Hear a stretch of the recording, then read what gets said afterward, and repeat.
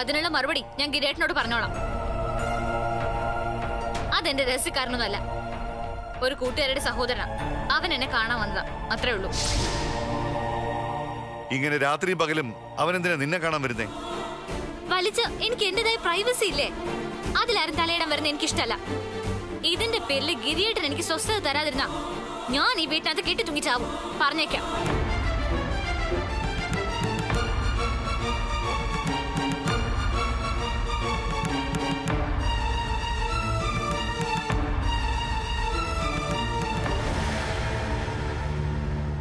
ചേടാ, ഈ പിള്ളേർ എവിടെ പോയി? അവിടെ നിന്ന് ഇറങ്ങിയ നേരെ ഇങ്ങോട്ടല്ലേ വരേണ്ടത്? ഇതിപ്പോ അവിടെ നിന്ന് ഇറങ്ങിന്ന് പറഞ്ഞിട്ട് സമയത്രയായി, ഇവിടോട്ട് വന്നതുമില്ല. ആ സുന്ദരിക്കോത എന്റെ മോനെ കൊണ്ട് എവിടെ പോയോ എന്തോ? എന്താടി ഒറ്റയ്ക്ക് ഇന്ന് പെറുപിറുക്കുന്നേ? കൊറേ നേരമല്ലേ നിപ്പ് തുടങ്ങിട്ട്?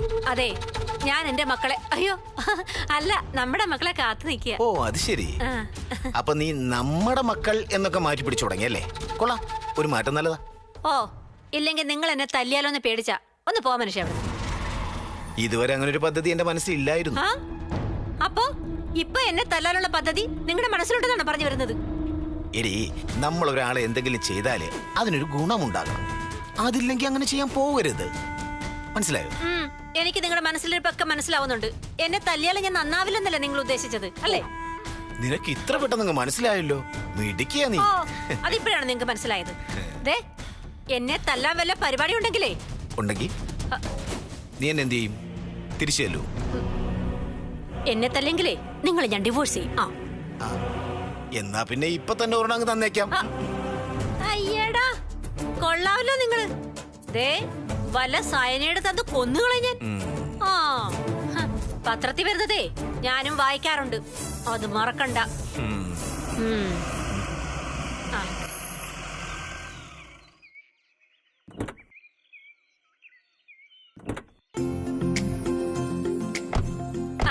എന്റെ മക്കളെത്തി. അല്ല, നമ്മുടെ മക്കളെത്തി.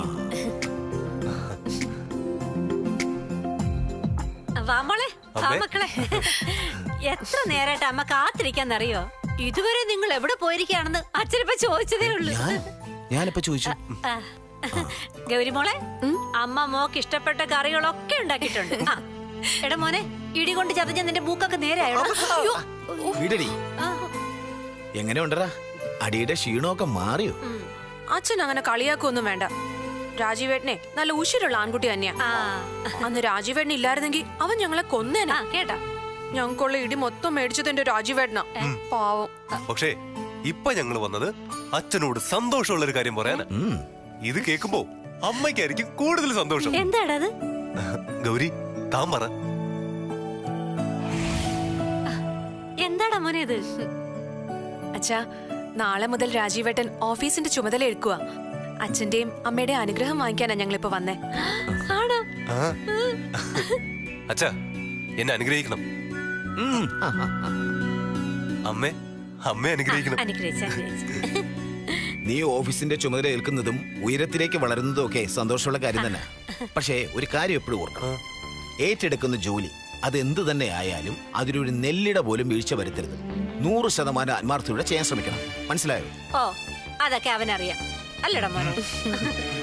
ഗൗരിമോളെ, ഓഫീസിൽ ഇവര് എന്ത് ജോലിയാ കൊടുക്കുന്നത്? മുതലാളിയായിട്ടായിരിക്കും അല്ലേ?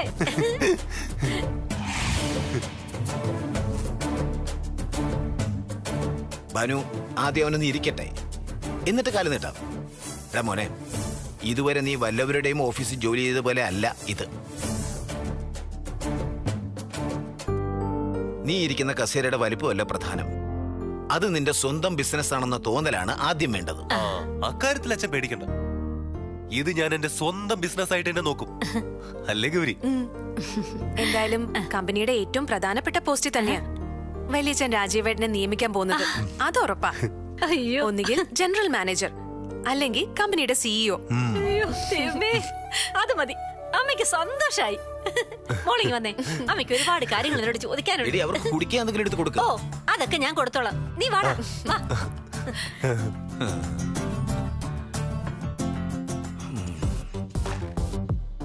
കുരകന്റെ കയ്യിൽ പൂമാല കിട്ടിയ പോലെ ആകാരുന്ന മതിയായിരുന്നു.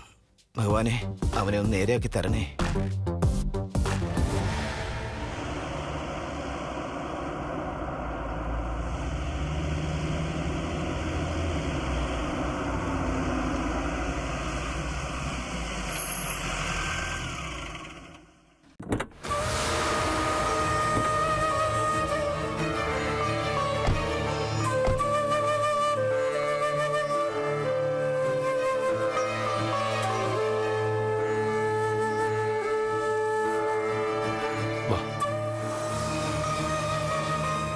എന്താ മോനെ, അവളെ കണ്ടോ? കണ്ടു. പക്ഷെ അവിടെ ചെന്നപ്പോ അവൾ അവളുടെ തനി സ്വഭാവം കാണിച്ചു. അവൾക്കിപ്പോ ഞാൻ മാപ്പ് പറയേണ്ട പോലും. പിന്നെ അച്ഛാ, ഞാൻ ആളുകൾക്ക് മുന്നിൽ പരസ്യമായിട്ട് മാപ്പ് പറയണമെന്നാ ഇപ്പൊ അവളുടെ കണ്ടീഷൻ.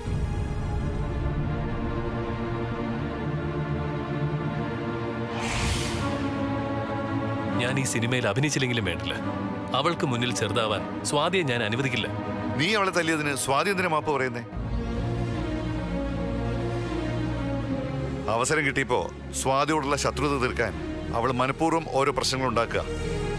ഒരർത്ഥത്തിൽ വേദ പറയുന്നതിൽ ന്യായമുണ്ട്. പക്ഷേ സ്വാതിക്കും വേദയ്ക്കും ഇടയിൽ സംഭവിച്ചത് അവർക്ക് മാത്രം അറിയാവുന്ന രഹസ്യമാണ്. അത് മറ്റുള്ളവരറിയാതിരിക്കാനാ ഞാൻ തല്ലിയതിന് സ്വാതി മാപ്പ് പറയണമെന്ന് അവൾ പറയുന്നത്. അതെന്താ മോളെ, നീയും അവളും മാത്രം അറിയുന്ന രഹസ്യം?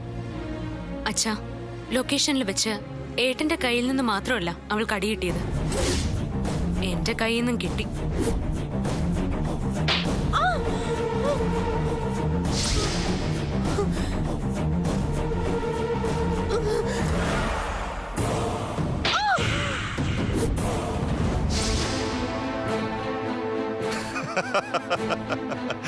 അതെനിക്ക് ഇഷ്ടപ്പെട്ടു. അവളുടെ അഹങ്കാരത്തിന് അടി തന്നെ കിട്ടണം.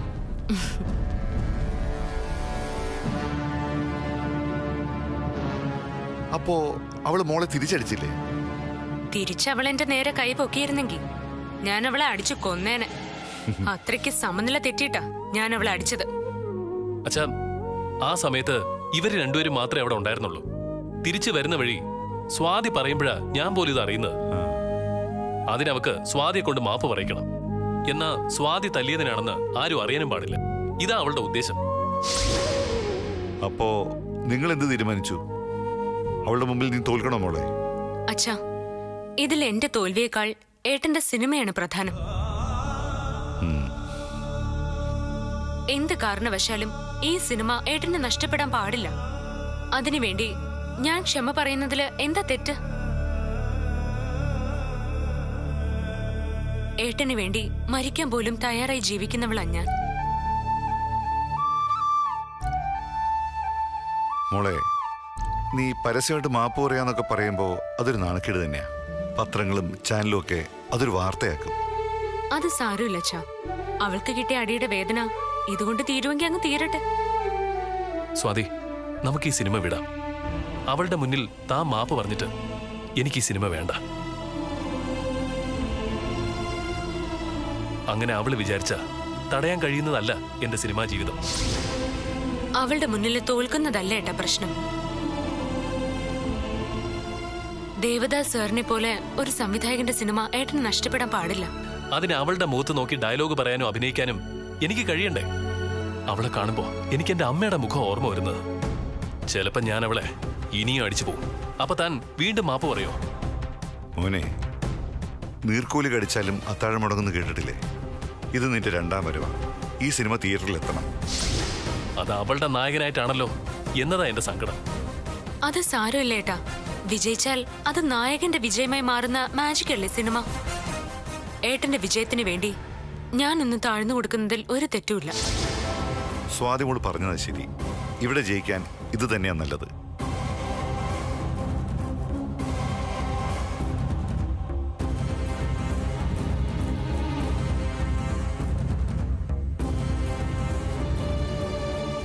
എടാ, തൽക്കാലം വേറൊന്നും ചിന്തിക്കണ്ട. ഒന്നുമില്ലെങ്കിലും അവക്കിട്ട് രണ്ടെണ്ണം നമ്മുടെ സ്വാതി മോള് പൊട്ടിച്ചില്ലേ? അച്ഛാ, എന്നാലും എനിക്കത് നാണക്കേടല്ല അച്ഛാ. സിനിമാ നടൻ നീൽ മഹേഷിന്റെ ഭാര്യ നായികയോട് മാപ്പ് പറഞ്ഞു എന്നായിരിക്കും നാളെ ഗോസിപ്പ് വരാൻ പോകുന്നത്. ഏട്ടാ, എന്താ ചെയ്യേണ്ടേന്ന് എനിക്ക് നല്ല ബോധ്യമുണ്ട്. ഒരു കാര്യം ഞാൻ ഉറപ്പു പറയാം, അവൾക്ക് മുന്നിൽ സ്വാതി തോൽക്കില്ല. അതിന്റെ അപമാനം ഏട്ടന് നേരിടേണ്ടിയും വരില്ല. അതിനുള്ള വഴിയൊക്കെ ഞാൻ കണ്ടുവച്ചിട്ടുണ്ട്.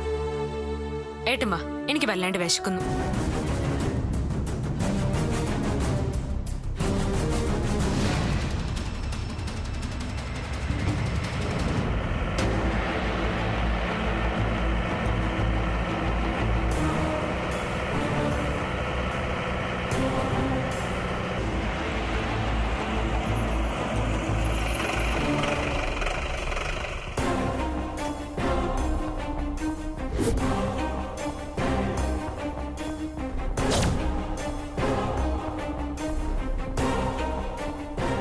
എന്താ സാറേ, വിശേഷിച്ച് എന്തെങ്കിലും? വിശേഷമൊക്കെ ഉണ്ട്. ഞങ്ങൾക്ക് സ്വാതി ഒന്ന് ചോദ്യം ചെയ്യണം.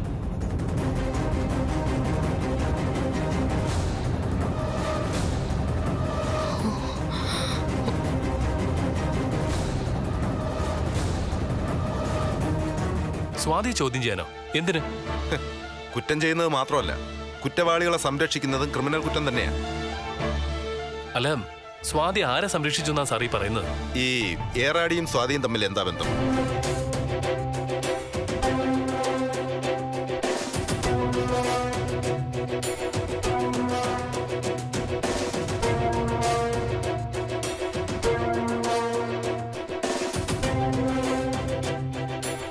അയാളെന്തിനാ ഇടയ്ക്കിടയ്ക്ക് നിങ്ങളെ കാണാൻ ഇവിടെ വരുന്നത്?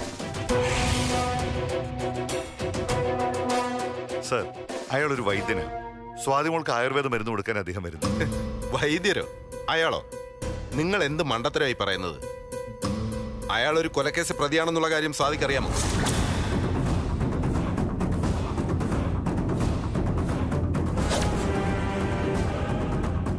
കൊലക്കേസിലെ പ്രതിയോ? അതെ. സംഭവം നടന്നത് ഇവിടെയല്ല, അങ്ങ് ചെന്നൈയിലാ.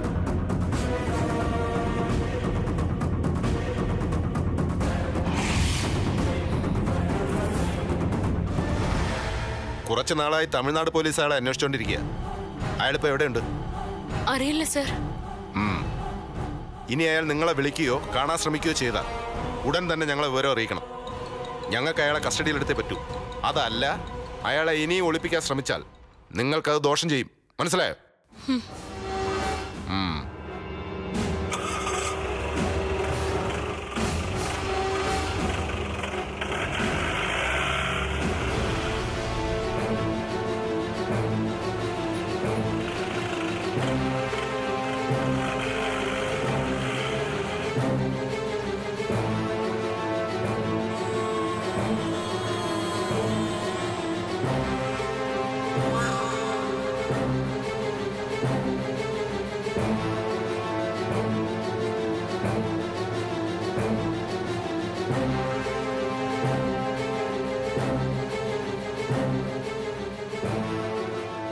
മോളെ, അച്ഛാ, ഞാനിത് വിശ്വസിക്കില്ല. ഏറാടി വൈദ്യർ ഒരിക്കലും ഇത് ചെയ്യില്ല. അതെനിക്ക് ഉറപ്പാ. അതെങ്ങനെ തനിക്ക് ഉറപ്പിച്ച് പറയാൻ പറ്റും? പറ്റും. എനിക്കറിയാം ഏറാടിയെ. അയാൾ ഒരു പാവോ. അയാൾ എങ്ങനെ ചെയ്യില്ല. സ്വാതി,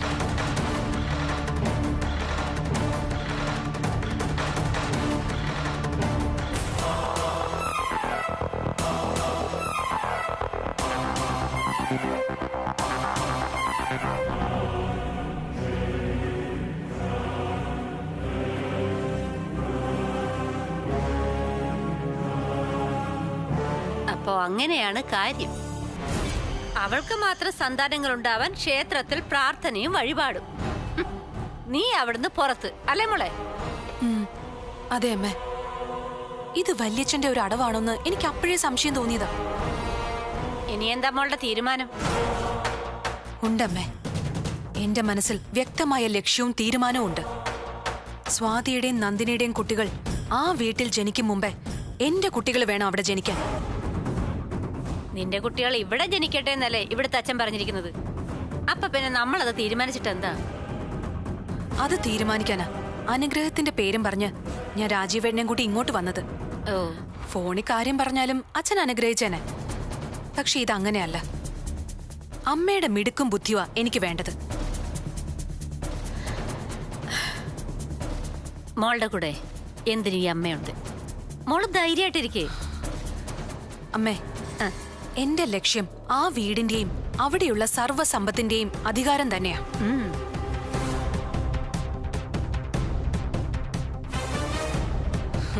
അതിനാരെങ്കിലും സൈനൈഡ് കൊടുത്ത് കൊല്ലണമെങ്കിൽ പോലും ഞാനത് ചെയ്യും. ഭയങ്കരീ, ഇനി എല്ലാത്തിനും കൂടെ നിന്നിട്ട് അവസാനം ഇവളെന്നെ സൈനൈഡ് തന്ന് കൊല്ലുമെന്തോ. അയ്യോ ഈശ്വരാ. അമ്മേ, എന്താ എന്തു പറ്റി? ഒന്നുമില്ല മോളെ. അതെ, ആ വീട്ടില് സർവാധികാരിയായിട്ട് നീ വാഴുന്ന കാഴ്ച ഈ അമ്മയ്ക്ക് കാണണം മോളെ. ആ സൗഭാഗ്യം എനിക്ക് മാത്രം ഉള്ളതല്ല അമ്മേ, രാജീവേട്ടനും അമ്മയ്ക്കും കൂടി ഉള്ളതാ. ആണോ? പക്ഷേ അതിന് ചില തന്ത്രങ്ങളൊക്കെ ഉപയോഗിച്ചേ പറ്റൂ. എന്താ മോളുടെ മനസ്സിൽ? ദാ മോൾ ലക്ഷ്യം വെക്കുന്നത് എന്തായാലും ഈ അമ്മ ഒപ്പം നിൽക്കും. ആ അമ്മേ, ഒരു കാരണവശാലും സ്വാതിയുടെ കുഞ്ഞ് ആ വീട്ടിൽ ജനിക്കാൻ പാടില്ല. ആ വീട്ടിലെന്നല്ല, ഒരിടത്തും. മോളെ, നീ പറഞ്ഞു വരുന്നത്? അതെ അമ്മേ, അവൾക്കിനി കുഞ്ഞുങ്ങളെ ജനിക്കാൻ പാടില്ല. അയ്യോ, അവൾക്ക് മാത്രമല്ല, ആ നന്ദിനിക്കും.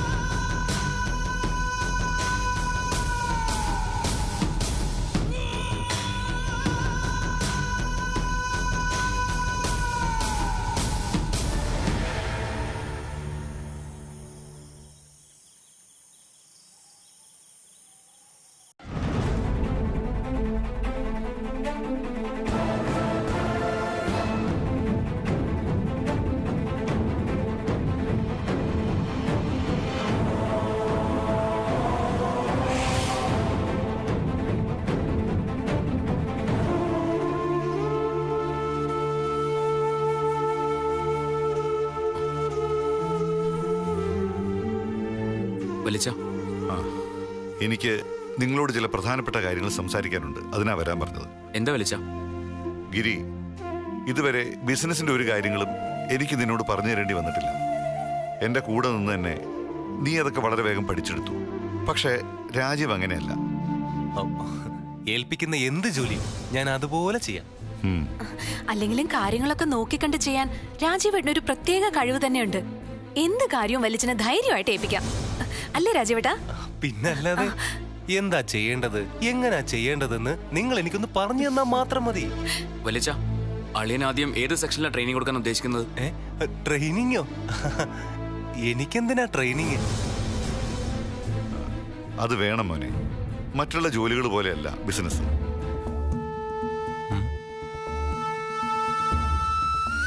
ഒരു ബിസിനസ് നന്നായിട്ട് നടത്തിക്കൊണ്ടു പോകാൻ പ്രാക്ടിക്കലായിട്ട് ഒരുപാട് കാര്യങ്ങൾ അറിയാനുണ്ട്. അതൊക്കെ ഗിരി രാജീവിന് പഠിപ്പിച്ചു തരും. അതിനാ ട്രെയിനിങ് എന്ന് പറഞ്ഞത്. ഓ, അതായിരുന്നോ? അപ്പൊ രാജീവേട്ടനെ അപ്രന്റീസ് ട്രെയിനി ആക്കാനാണോ രണ്ടുപേരുടെ ഉദ്ദേശം? അതല്ല. കമ്പനിയിൽ ഇപ്പോ സത്യത്തില് രാജീവിനെ പറ്റി ഒരു പോസ്റ്റ് ഒഴിവില്ല. എങ്കിലും രാജീവിനെ ബിസിനസ്സിൽ ജോയിൻ ചെയ്യിച്ചേ പറ്റൂ. അതിനുവേണ്ടി ഒരു പോസ്റ്റ് പുതിയതായിട്ട് ഉണ്ടാക്കിയതാ. ഏതാ പുതിയ പോസ്റ്റ്? അത് ഞങ്ങളും കൂടെ ഒന്ന് അറിയട്ടെ. അത് പറയാം. അതിനു മുമ്പ് കമ്പനിയിൽ രാജീവ് ചെയ്യേണ്ട ചില പ്രധാനപ്പെട്ട കാര്യങ്ങളെ കുറിച്ചാ വലിയച്ഛന് പറയാനുള്ളത്. അതിലാദ്യത്തത്, എല്ലാ കാര്യങ്ങളും വളരെ സൂക്ഷ്മമായി ആലോചിച്ചേ ചെയ്യാവൂ എന്നുള്ളതാണ്. വലിച്ച, വളരെ സൂക്ഷിച്ചും ആലോചിച്ചും മാത്രം ഓരോ കാര്യങ്ങളും ചെയ്യുന്ന ആളാ ഞാൻ. അതുകൊണ്ട് തന്നെ എന്റെ കയ്യിൽ നിന്ന് ഒരു പിഴവും ബിസിനസ്സിനുണ്ടാവില്ല. MBA പാസ്സായ ആളാ എന്റെ രാജീവേട്ടൻ. ആ രാജീവേട്ടനാണോ വിളിച്ചിങ്ങനെ കുട്ടികളെ പോലെ പഠിപ്പിക്കുന്നത്? കഷ്ടം.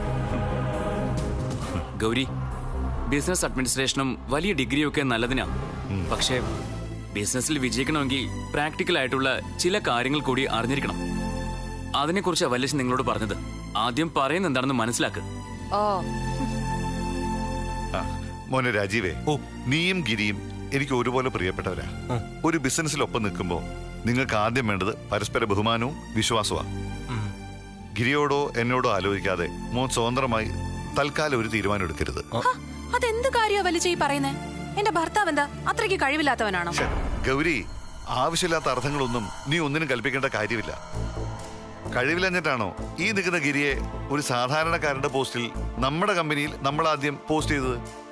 പക്ഷേ ഇന്നിവൻ നമ്മുടെ കമ്പനിയുടെ MD യാ. അതുപോലെ തന്നെയാ രാജീവും. ആദ്യം കാര്യങ്ങളൊക്കെ പഠിക്കട്ടെ. അത് പറ്റില്ല വലിച്ച. അതെ, എന്റെ രാജീവേട്ടനെ അപമാനിക്കുന്നതിന് തുല്യ.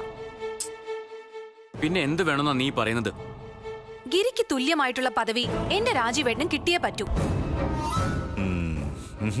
അത് പറ്റില്ല ഗൗരി. പറ്റണം. ഇവൻ MD ആയിരിക്കുന്ന കമ്പനിയില് എന്റെ ഭർത്താവ് ഒരു സാധാരണ ജോലിക്കാരനായിട്ട് കൊള്ളാം, നല്ല ബുദ്ധി. പക്ഷേ അത് ഈ ഗൗരിയോട് വേണ്ട. ഗൗരി, നീ തെറ്റിദ്ധരിച്ചാ സംസാരിക്കുന്നേ.